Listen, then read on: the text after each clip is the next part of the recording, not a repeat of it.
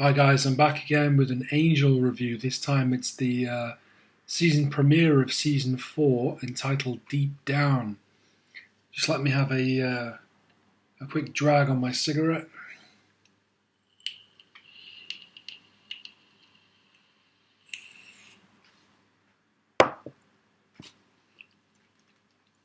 Yeah, first before I get started I should say that Wesley's pretty much my favourite character during this season. But he is the strongest glue of this episode, and much like throughout the first half of season 4, he doesn't appear too much, but when he's on screen, it's like when Wesley's on screen, the whole screen kind of crackles with life and vitality and meaning as to what is happening and what's going to happen next. And the rest of the cast almost can't help but respond, as though they all seem to kind of defer to the importance of Wesley throughout the show, offering him an unprecedented level of respect that is a far cry from his dorky, kind of douchebag days from when he was first introduced on Buffy season 3. As we all know, he was never shown much respect back then, quite the opposite. Even going back to when he was first introduced on Angel season 1 after Doyle's death, the writers initially continued with the comedic version of Wesley.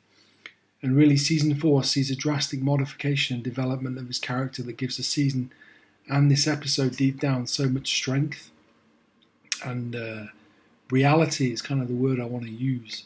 It's cool to see how the other characters react to Wes given his new position on the show, and it's also cool to see him get so much respect from the other cast members in the performance during the season, especially the first half of season 4. Deep down, this episode has the flashbacks that Angel is experiencing whilst he's apparently sunk to the bottom of the ocean by Connor, of course, and Justine. In these visions, everything's kind of right in the world, but then tragically, because it's Angel, of course, something has to go wrong, and it always goes pear-shaped. It's almost a tease that the writers could have just used magic to make these visions a reality, like they would have if it was a Buffy the Vampire Slayer story or episode. Because in that world, on the Buffyverse, they kind of used magic more freely and played with the world a lot more.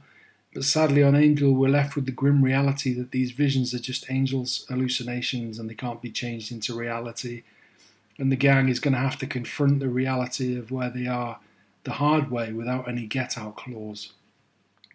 The first vision gives us a chance to see what really could be with the gang, with them all having an excellent chemistry and rapport around the dinner table, but obviously in the real world things have pretty much fallen apart and fallen a long way away from such an ideal scenario.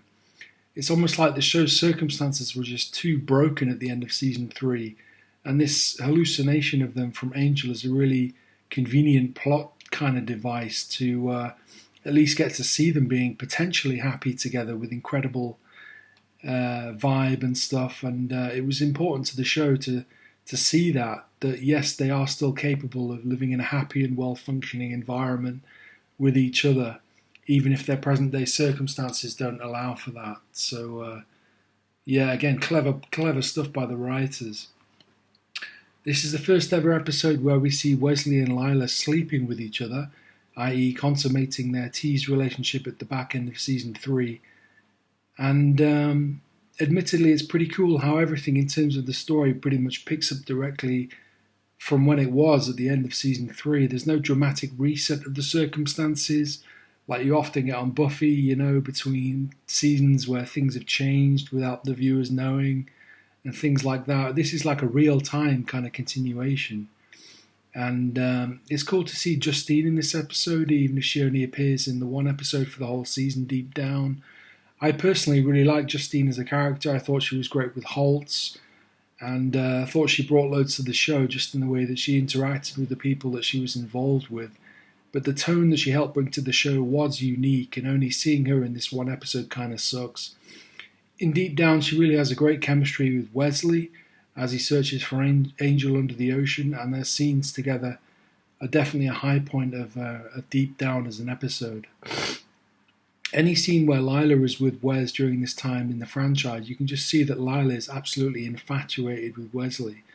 And the actress Stephanie Romanoff almost she almost can't hide her glee at getting to partake in such scenes a lot of the time. Probably because Wesley is such a strong character and the actress knew that. And so because Wes was so kind of attractive, she just couldn't hide it, it's just crazy. The actual story of Deep Down is really strong and very well put together artistically, with Angel's flashbacks in particular. But just getting to see Angel being saved, and it being Wesley in particular who brings him out of the water, especially after what went down in season 3 with Wes kidnapping Connor, really is strong stuff to get the season started on a very high note. This strength of storytelling more or less is maintained throughout the first half of season 4 until they kill the beast in Angel's fantasy.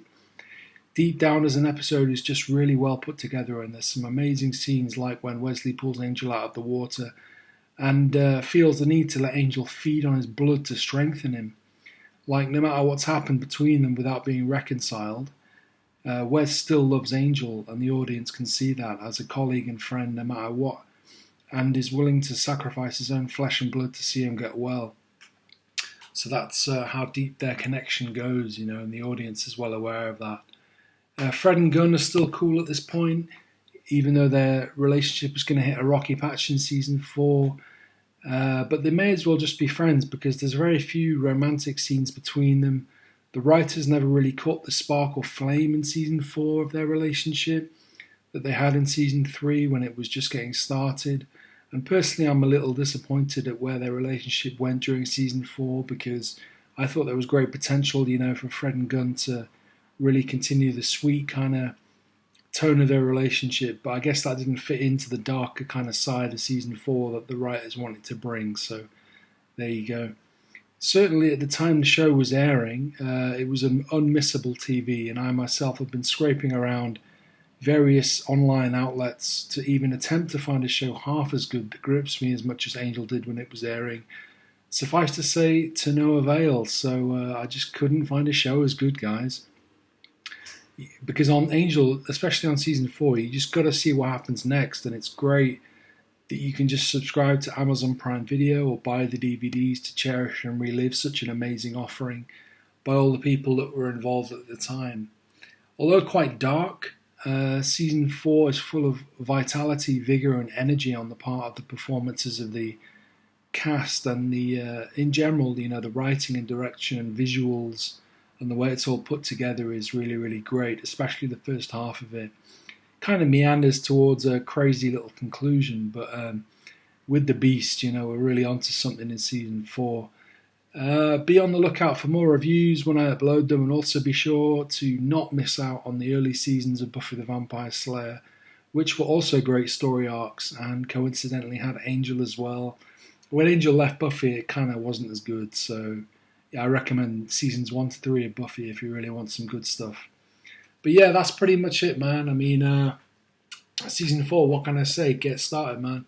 If you haven't seen it, check it out. Angel season 4, it starts with Deep Down, so there you